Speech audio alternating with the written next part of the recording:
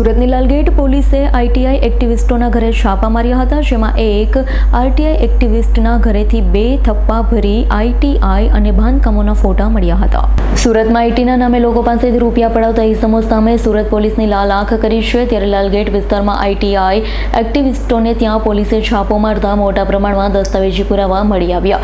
RTI activist Shakir Hussain લાખાણીને ત્યાં છાપો મારતા તેના ઘરેથી 2 થપ્પા ભરી આરટીઆઈ દ્વારા મંગાવવામાં આવેલી માહિતી અને બાંધકામોના ફોટોગ્રાફ્સ મળી આવ્યા છે. આરોપી બાંધકામ કરતા લોકો પાસેથી ખંડણી વસૂલતો, આરટીઆઈ કરી બાંધકામ તોડાવી પાડવાની ધમકી આપી આરોપી ખંડણી પડાવતો, તો આરોપીનો મૂળ ધંધો ટેલરિંગનું હોવાનું પોલીસે જણાવ્યું હતું.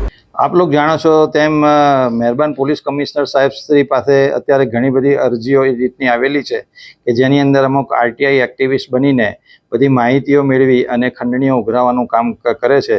તો છેલ્લા 8-10 દિવસની અંદર સુરત શહેરની અંદર 25 કરતાં વધારે આવા ખંડણીના ગુનાઓ દાખલ થયેલા છે.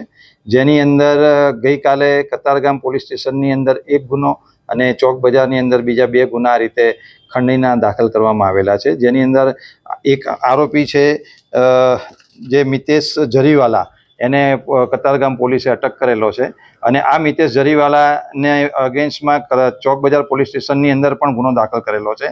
જે કતારગામની અંદર છે તેણે અંદર ખંડણી માગીને 20,000 રૂપિયા ફરિયાદી પાસેથી પડાવેલા હતા અને ચોક બજાર પોલીસ સ્ટેશનની અંદરથી 10,000 રૂપિયા એને પડાવેલા હતા. બંને ફરિયાદી પોલીસનો કોન્ટેક્ટ કરતા તેમની ફરિયાદ લઈ અને મિતેશ જરીવાલાની અટક કરવામાં આવેલી છે. એ સિવાય ચોક બજાર પોલીસ સ્ટેશનની અંદર એક અન્ય ગુનો દાખલ કરવામાં આવ્યો છે, જેમાં અભિષેક વોરા કરીને ઈસમ છે જેની અગેન્સ્ટની અંદર ફરિયાદ છે. આ પણ આ રીતે આરટીઆઈ મેળવી અને જે નવા કન્સ્ટ્રક્શન થતા હોય એવી જગ્યાએ જઈને એ લોકોને બાંધકામ રોકાઈ દેવાના, મીડિયાની અંદર આપી દેવાના, એવી રીતે ધમકી આપીને 11,000 એણે પડાવેલા હતા. તો તેની વિરુદ્ધમાં પણ પોલીસે ગુનો નોંધેલ છે.